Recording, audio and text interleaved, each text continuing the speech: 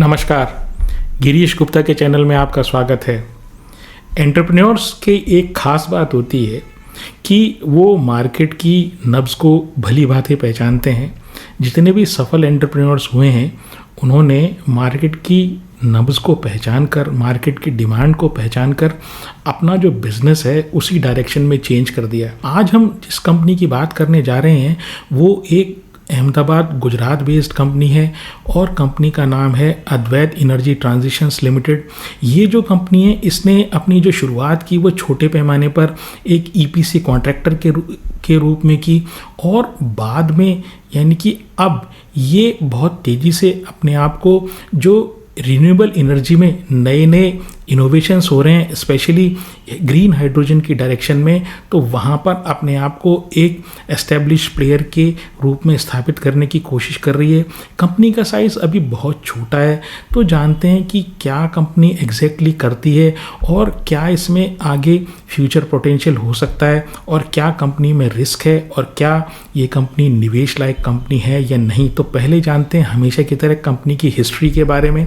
तो देखिए, ये जो कंपनी है इसकी स्थापना 2010 में हुई और उस समय ये एक प्राइवेट लिमिटेड कंपनी थी और इस कंपनी का नाम अद्वैत इंफ्राटेक प्राइवेट लिमिटेड था, क्योंकि ये बेसिकली पावर इंफ्रास्ट्रक्चर में काम किया करते थे। इसके बाद 2013 से 15 में इन्होंने अपना एक्सपेंशन किया और ये कंप्लीट ईपीसी के प्रोजेक्ट्स लेने शुरू किए। इन्होंने 2019 में इन्होंने अपनी कंपनी का नाम बदलकर अद्वैत इंफ्राटेक लिमिटेड कर दिया, यानी ये प्राइवेट लिमिटेड से पब्लिक लिमिटेड में कन्वर्ट हो गई, क्योंकि इनको अगले साल आईपीओ लेके आना था। सितंबर 2020 में इनका आईपीओ आया और ये बीएसई एसएमई प्लेटफॉर्म पर लिस्ट हुए।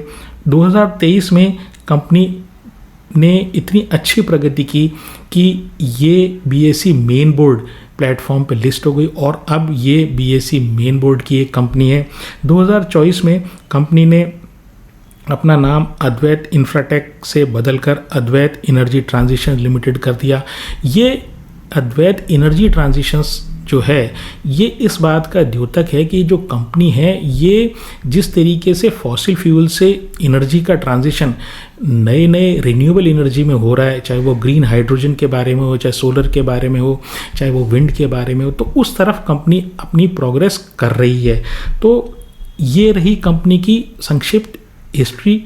अब बात करते हैं कि कंपनी ने आखिर आईपीओ के बाद कितना रिटर्न दिया। तो जैसे मैंने बताया, सितंबर 2020 में इनका आईपीओ आया और चूंकि उस समय कोरोना पीक पर था तो इनका आईपीओ बहुत ही सस्ते दाम पर आया।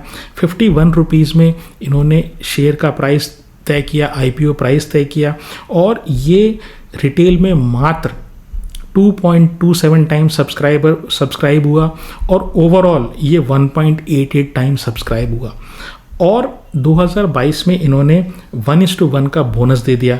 अभी इसका प्राइस लगभग 1880 है। तो इसके हिसाब से अगर ये 5 साल की कैलकुलेशन की जाए तो 5 साल में ये 74 टाइम्स शेयर हो चुका है। इसकी तुलना अगर हम 7% की एफडी से करें तो 7% की एफडी से 5 साल में आपका पैसा सिर्फ 1.4 टाइम्स होगा। यानी कि अगर आपने 100 रुपये लगाए इस कंपनी में आईपीओ के समय तो अब वो 7400 रुपये 7400 हो गए हैं और यही पैसे अगर आपने 7% की एफडी पर रखे हों तो आपके जो टोटल रुपए हैं वो अभी 140 मात्र होंगे। तो ये तो रही बात कंपनी की हिस्ट्री और कंपनी के छप्पर फाड़ रिटर्न की। अब बात करते हैं कंपनी कौन कौन से सेगमेंट में काम करती है। तो देखिए, जो इनका लीगेसी सेगमेंट है, यानी जो ओरिजिनली ये कंपनी काम किया करती थी वो तो पावर ट्रांसमिशन के क्षेत्र में काम किया करती थी, उसमें भी ये 3 काम करती हैं। वो एक एक करके हम डिस्कस करेंगे। तो पहली चीज़ जो ये बनाते हैं वो है ऑप्टिकल ग्राउंड वायर या OPGW। तो ये OPGW क्या चीज़ होती है? तो ये होता क्या है कि जब ग्रिड में जो वायर्स में इलेक्ट्रिसिटी चलती है तो ये पता लगाने के लिए कि आखिर ग्रिड में किस जगह प्रॉब्लम आ गई, एक वायर जो OPGW होता है वो पोल्स पर चलाया जाता है। मतलब आपकी जो ट्रांसमिशन लाइन है वो तो है ही है, उसके साथ ये OPGW वायर जो है वो भी उसके साथ कनेक्ट कर दिया जाता है। तो ये जो है इसमें करंट नहीं फ्लो हो रहा हो, यानी पावर फ्लो नहीं हो रही होती, इसमें तो सिर्फ डेटा फ्लो हो रहा था, यानी कि ये बेसिकली एक इंटरनेट टाइप की लाइन है। तो जहाँ से भी ग्रिड में प्रॉब्लम आती है तो वो ये इस लाइन के थ्रू ये पता लगाया जा सकता है कि एग्जैक्टली ग्रिड में कहाँ प्रॉब्लम आ रही है, कहाँ तार टूटा है या इस तरह की प्रॉब्लम्स। तो एक काम तो ये करती है कि जो एक कमांड सेंटर है उसको ये बताती है कि ग्रिड में कहाँ प्रॉब्लम आ रही है, और दूसरी बात ये कि ये एक तरीके से ये इस इलेक्ट्रिसिटी ग्रिड के जो वायर्स हैं उनके लिए अर्थिंग जो होती है, अर्थिंग का काम भी करती है। थोड़ी तकनीकी बात है, लेकिन सिंप्लिसिटी या सिंपल भाषा में ये कहें कि ये एक अर्थिंग का और एक कम्युनिकेशन का एक तार होता है, तो वो ये बनाते हैं। फिर दूसरी चीज़ ये एल्यूमिनियम क्लैड स्टील वायर बनाते हैं। अब ये एल्यूमिनियम क्लैड स्टील वायर क्या हुआ, तो एल्यूमिनियम का अगर वायर खाली, एल्यूमिनियम जो होता है वो इलेक्ट्रिसिटी का या बिजली का बहुत अच्छा कंडक्टर होता है, यानी कि आसानी से बिजली उसमें से पास हो सकती है, लेकिन वो क्या कमज़ोर होता है। तो उसमें क्या होता है कि स्टील के साथ स्टील की कोर जो है उसमें डाल दी जाती है, यानी उसमें स्टील का वायर बीच में डाला जाता है ताकि मजबूत रहे, और उसके चारों तरफ जो है वो एल्यूमिनियम की क्लैडिंग या एल्यूमिनियम की एक तरीके से परत, आप ऐसे समझ लीजिए, तो वो बना दी जाती है ताकि कंडक्टर का काम भी करे और वायर मजबूत भी रहे।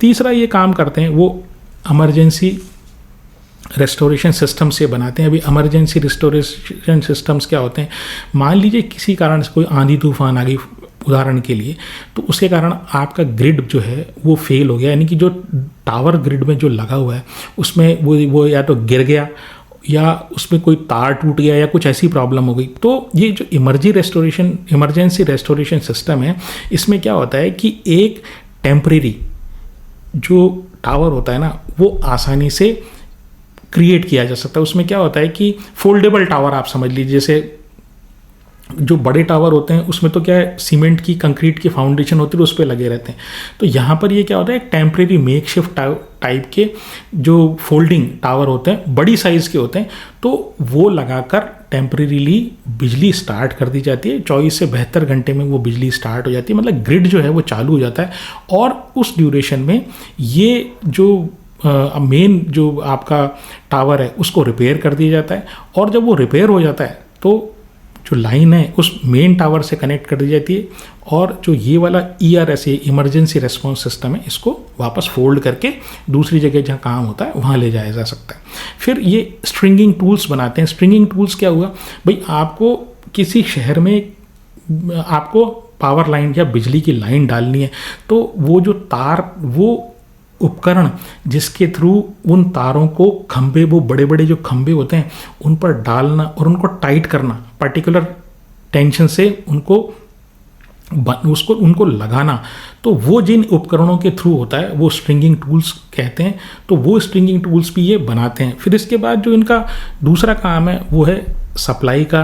तो इस सप्लाई में मतलब ये बाइंग एंड सेलिंग करते हैं। किस चीज़ की बाइंग एंड सेलिंग करते हैं, वो इंसुलेटर्स की बाइंग एंड सेलिंग करते हैं। इंसुलेटर क्या चीज़ हुई, तो पावर ट्रांसमिशन में वो चीज़ें जो बिजली की को रोकती हैं, मतलब उसमें से विद्युत प्रवाह नहीं हो सकती या उसमें से करंट पास नहीं हो सकती, तो उन चीज़ों को इंसुलेटर बोलते हैं। तो ये जो इंसुलेटर्स होते हैं ये सोर्स करते हैं और इनको फिर ये नेशनल और इंटरनेशनल मार्केट में बेचते हैं। तीसरा इनका काम है वो EPC से रिलेटेड है। EPC का मतलब इंजीनियरिंग, प्रोक्योरमेंट और कंस्ट्रक्शन। तो जो ठेका देने वाला है वो आपको ये बता देता है आपको क्या काम करना है, और उसके अकॉर्डिंग आप उसकी डिज़ाइन बनाते हो, उसको इंस्टॉल करते हो, और उसके बाद उसको कंप्लीट करके जो मालिक है यानी जिसने आपको ठेका दिया है उसको हैंडओवर कर देते हो। तो वो ये EPC है। तो EPC में ये क्या क्या काम करते हैं, तो एक ये लाइव लाइन पर OPGW जो है उसको बिछाते हैं। इसका मतलब क्या हुआ कि आपकी मान लीजिए पुरानी लाइन चल रही है और उसमें आपकी OPGW नहीं है। अब OPGW का जैसे मैंने बताया कि वो इस बात के लिए काम आती है कि वो ग्रिड की जो कहीं प्रॉब्लम होती है उसको ट्रैक करने के लिए एक तरीके से इंटरनेट की लाइन है। तो पुरानी लाइंस में तो जो नई लाइंस अब डल रही हैं, ओवरहेड लाइंस जो हैं ग्रिड में, तो वहाँ पर तो होता क्या है कि वो ऑलरेडी जब वो ग्रिड बन रहा होता है तब ये लाइन, ये OPGW लगा दिया जाता है। लेकिन जो पुरानी लाइंस हैं तो वहाँ पर OPGW जब इंस्टॉल की जाती है, उसको लगाया जाता है उन तारों को, तो आपको या तो करंट बंद करनी पड़े। तो करंट अगर आप बंद नहीं करना चाहते तो ये जो इनका जो काम है उसमें चलती, जहाँ पर हाई टेंशन जो लाइन आपकी है उसमें यानी करंट चलते हुए, यानी बिजली आपने बंद नहीं की और उसके साथ आपको ये OPGW जब वायर आपको लगाना होता है तो एक स्पेशल स्किल की आवश्यकता होती है। तो वो स्किल इनके पास है और ये EPC इस तरह के EPC कॉन्ट्रैक्ट्स लेते हैं। फिर डिस्ट्रीब्यूशन एंड ट्रांसमिशन जो लाइंस बिछानी होती हैं तो वो ये बिछाते हैं। इसके बाद ये जो सब स्टेशन का कंस्ट्रक्शन है वो भी करते हैं। जो सब स्टेशन वो जगह होती है जहाँ पर जो मेन सोर्स से जहाँ बिजली आ रही है, तो या तो आप स्टेप डाउन करना चाहते हो वहाँ पे, यानी बिजली का वोल्टेज या तो कम करना चाहते हो, या किसी कारण से बिजली का वोल्टेज आप बढ़ाना चाहते हो। इसके बाद ये पुरानी लाइंस जो हैं उनको अपग्रेडेशन भी करते हैं। पुरानी लाइंस ख़राब हो गई, टूट गई, जर्जर अवस्था में हो गई, तो उनकी जगह नई लाइंस का रिप्लेसमेंट, तो वो भी ये करते हैं। अब बात करते हैं इनके दूसरे और ज़्यादा सिग्निफिकेंट वर्टिकल की, जिसकी तरफ ये बहुत तेज़ी से अपने आप को शिफ्ट कर रहे हैं। ये EPC और पावर ट्रांसमिशन लाइंस के से शिफ्ट होकर इस तरफ रिन्यूएबल एनर्जी की तरफ आ रहे हैं। तो जो पहला इनका इनिशिएटिव है वो है ग्रीन हाइड्रोजन का। तो इन्होंने ऋषिकेश में 26 जनवरी 2024 को THDC के लिए, THDC इंडिया एक कंपनी है गवर्नमेंट ऑफ इंडिया की, मिनी रत्ना कैटेगरी 1 की कंपनी है ये, उसके लिए इन्होंने एक ग्रीन हाइड्रोजन प्लांट लगा के सक्सेसफुल उसकी टेस्टिंग की है। तो वो एक बहुत बड़ा माइलस्टोन है। इसकी सक्सेसफुल टेस्टिंग होने के बाद इनको ऑर्डर मिला है KPI से। KPI वही ग्रुप है जिसकी कंपनी KPI ग्रीन और KPI इंजीनियरिंग है। तो KPI से इन्हें 1 मेगावाट का ग्रीन हाइड्रोजन EPC लगाने का कॉन्ट्रैक्ट मिला है। और इनके अनुसार ये ग्रीन हाइड्रोजन का प्रोजेक्ट, इनका जो EPC का प्रोजेक्ट है वो 2025 के अंत तक शुरू हो जाएगा। तो ये बेनिफिशियल है अद्वैत एनर्जी ट्रांजिशन के लिए तो है ही, साथ ही साथ KPI एनर्जी जो है उसके लिए भी बहुत बेनिफिशियल है कि वो भी ग्रीन हाइड्रोजन के प्रोडक्शन में आ रहे हैं। दूसरा इनका जो इनोवेशन या नवाचार है वो ये है कि ग्रीन हाइड्रोजन बनाने के काम में आने वाला जो उपकरण होता है उसको इलेक्ट्रोलाइज़र बोलते हैं। अब ये इलेक्ट्रोलाइज़र इसको क्यों बोलते हैं, वो उसका कारण ये है कि जो पानी होता है उससे ग्रीन हाइड्रोजन और ऑक्सीजन बनाई जाती है, उसको 2 टुकड़ों में तोड़ दिया जाता है। तो ये जो इलेक्ट्रोलाइज़र है वो पानी का इलेक्ट्रोलिसिस, यानी पानी का विद्युत के सहारे 2 हिस्सों में तोड़ना, जिससे एक हाइड्रोजन बने और एक ऑक्सीजन बने, तो वो बनाने वाला जो उपकरण होता है उसको इलेक्ट्रोलाइज़र बोलते हैं। तो ये इलेक्ट्रोलाइज़र की मैन्युफैक्चरिंग में आ रहे हैं। ये फर्स्ट फेज़ में 100 मेगावाट की कैपेसिटी लगाएंगे और दूसरे फेज़ में ये 200 मेगावाट की कैपेसिटी लगाएंगे। तो इनका जो टोटल कैपेसिटी है इलेक्ट्रोलाइज़र की वो 300 मेगावाट की हो गई है। और ये कहते हैं कि जो फर्स्ट फेज़ है वो बाय द एंड ऑफ 2025 इस साल के अंत तक वो बन के इलेक्ट्रोलाइज़र बनाने की कैपेसिटी वो तैयार हो जाएगी। और इसके लिए इनको गवर्नमेंट ऑफ इंडिया से PLI भी सैंक्शन हो गई है। इसके अलावा ये सोलर में भी आ रहे हैं। तो ये KPI ग्रीन के लिए 300 मेगावाट का सोलर प्लांट इंस्टॉलेशन कर रहे हैं। तो लेकिन ये जो काम है ये EPC का काम है, इसमें इनको बेसिकली सोलर एनर्जी प्रोड्यूस नहीं कर रहे हैं ये। फिर जो एक और बढ़ता हुआ क्षेत्र है वो है बैटरी एनर्जी स्टोरेज सिस्टम, जिसके बारे में हमने एक कंप्लीट वीडियो बनाया था। आप चाहें तो प्लेलिस्ट में जाके उसको देख सकते हैं कि एक्चुअली BESS या बैटरी एनर्जी स्टोरेज सिस्टम क्या चीज़ होती है, कैसे काम करती है। तो वहाँ पर भी ये जो कंपनी है इसने गुजरात ऊर्जा विकास निगम लिमिटेड के लिए 50 मेगावाट का, बड़ी कैपेसिटी है 50 मेगावाट, तो 50 मेगावाट का एक BESS के लिए अब टेंडर जीता है और इनको अभी वो टेंडर अवार्ड भी हो गया है। और इनका कहना ये है कि ये BESS में 1 गीगावाट का मतलब 1000 मेगावाट, तो इतने गीगावाट का 1000 मेगावाट की कैपेसिटी BESS की ये अगले 5 सालों में लगाने वाले हैं, जो बहुत बड़ा एक कदम है। फिर ये जो काम कर रहे हैं ये कार्बन क्रेडिट के क्षेत्र में भी काम कर रहे हैं। कार्बन क्रेडिट का इस तरीके से चीज़ है जैसे आप अगर कोई व्यक्ति पोल्यूशन करता है और दूसरा व्यक्ति पेड़ लगाता है, तो जो पेड़ लगाने वाला है उसके कार्बन के क्रेडिट्स हो गए, यानी कि उसने जो पर्यावरण को की बेहतरी की, तो वो तो उसके कार्बन के तो क्रेडिट प्लस हो गए, और ये जिसने पोल्यूशन किया उसके माइनस हो गए। अब ये माइनस वाले के पास एक ऑब्लिगेशन है, उसकी एक कानूनी जिम्मेदारी है कि वो या तो खुद पोल्यूशन कम करे, या जिसने पोल्यूशन कम किया है तो वहाँ से वो खरीदे कार्बन क्रेडिट। तो जिसने पेड़ लगाया उसके पास वो कंपनी जाएगी जो पोल्यूशन कर रही है, और वो उससे कहेगी कि हमें आप पैसे में, मतलब आप पैसे ले लीजिए और आपने पर्यावरण की जो भलाई की, तो जहाँ पॉल्यूशन को कम करने का प्रयास किया, तो आप वो सर्टिफिकेट हमें दे दीजिए। तो ये मान लिया जाता है कानून में कि वो जो पॉल्यूशन करने वाली जो कंपनी है, ये पॉल्यूशन पेड़ लगाकर इसी कंपनी ने कम किया है, तो इसको कार्बन क्रेडिट कहते हैं। तो कार्बन क्रेडिट की बाइंग एंड सेलिंग होती है। तो ये कंपनी जो है कार्बन क्रेडिट के क्षेत्र में भी आ रही है। इन्होंने अभी 40 लाख कार्बन क्रेडिट्स जो है उसको मैनेज किया। मैनेज करने का मतलब ये है कि इनके थ्रू वो या तो बाइंग और सेलिंग हुई है उनकी, और इनका ये टारगेट है कि लगभग 8 करोड़ कार्बन क्रेडिट अगले 2 सालों में, यानी 2027 तक ये क्रिएट कर लेंगे। अब इनकी ऑर्डर बुक की बात करें तो इनकी जो ऑर्डर बुक है वो 557 करोड़ की है।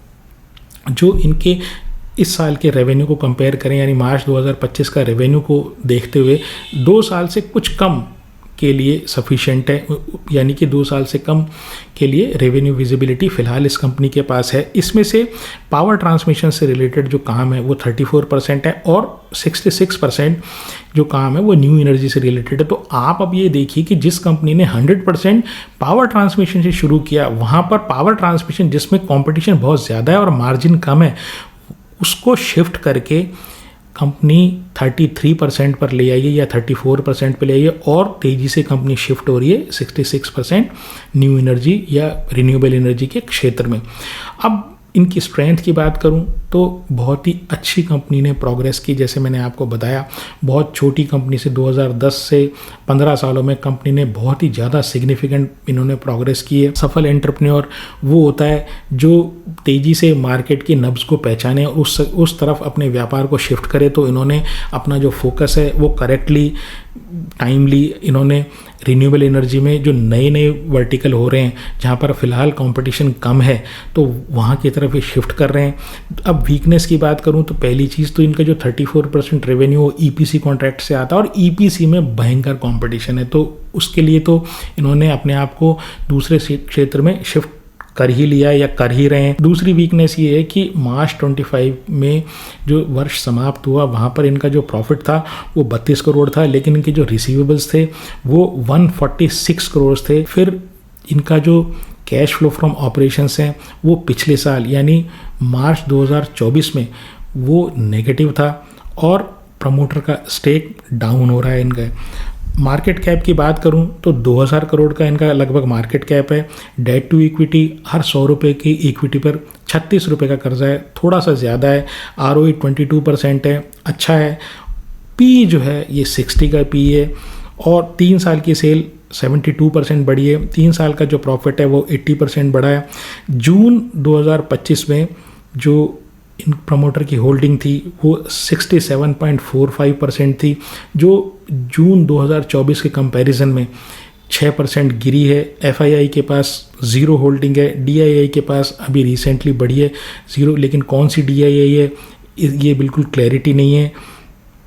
DII के पास 0.72% है, और पब्लिक के पास जो इन्होंने 6% माल बेचा वो बढ़कर पब्लिक की होल्डिंग 31.84% हो गई है। तो ऑल इन ऑल मैं बात करूं तो कंपनी जो है बहुत तेज़ी से ग्रो कर रही है। कंपनी सनराइज सेक्टर में है। कंपनी अपने आप को अकॉर्डिंग टू मार्केट रिक्वायरमेंट अपने फोकस को शिफ्ट कर रही है, और सरकार का भी जिस एरिया में ये जा रहे हैं वहाँ पर PLI के थ्रू सपोर्ट है। लेकिन ये 60 और 70 के पी जो FMCG कंपनीज को मिलती है, वो पी इस कंपनी को देना मेरी समझ में उचित नहीं है। मेरी शेयर में खरीदने या बेचने की कोई राय नहीं है। कृपया आप इस बारे में अपने फाइनेंशियल एडवाइज़र से अवश्य पूछें। अगर आपको मेरा प्रयास पसंद आया हो तो चैनल को सब्सक्राइब करें, वीडियो को लाइक करें और शेयर करें। आज के लिए इतना ही। नमस्कार, धन्यवाद, जय हिंद।